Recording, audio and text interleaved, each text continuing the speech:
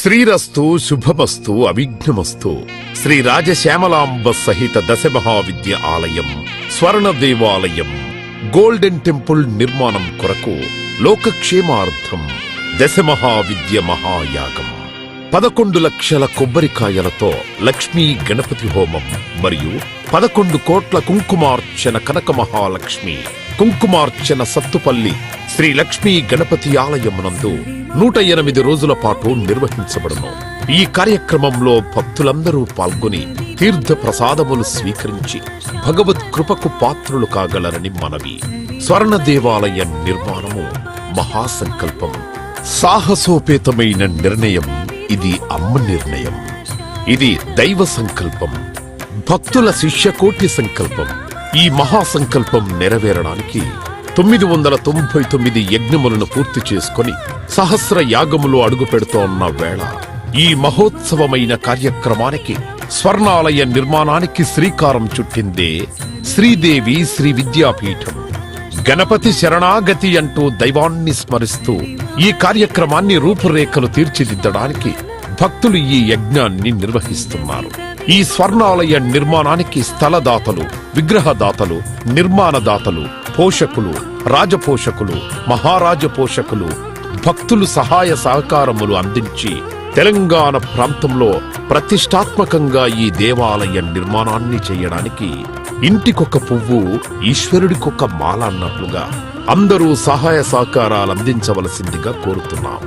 ఈ ఆలయ నిర్మాణం వల్ల దశమహావిద్య ఆలయములు స్వర్ణాలయము మన తెలుగు ప్రాంతంలో యావత్ ప్రపంచంలో మొట్టమొదటి ఆలయముగా చరిత్రలో సువర్ణాక్షరాలతో లిఖించబడే సువర్ణ అవకాశమిది.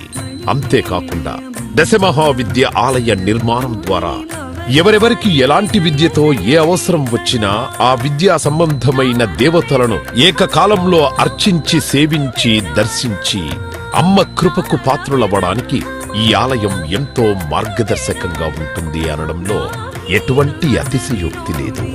అలాగే ఎలాంటి ఆర్థిక సమస్యలైనా ఎటువంటి సమస్యలైనా పరిష్కారమవుతాయి అమ్మ కృప వల్ల.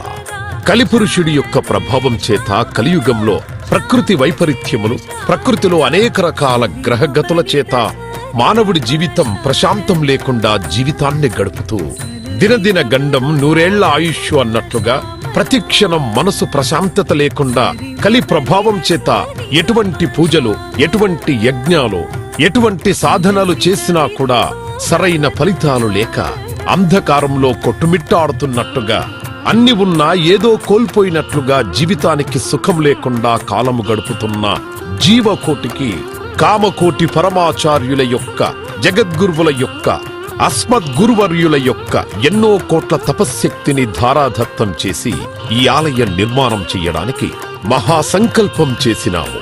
పూర్వజన్మలో దాన ధర్మాలు చేయడం వల్ల ఈ జన్మలో దాన ధర్మాలు చేసే శక్తి మనకు లభించింది. అటువంటి శక్తి కలిగి ఉండి కూడా దాన ధర్మములు చెయ్యకపోతే ఈ జన్మకు చరితార్థం లేదు.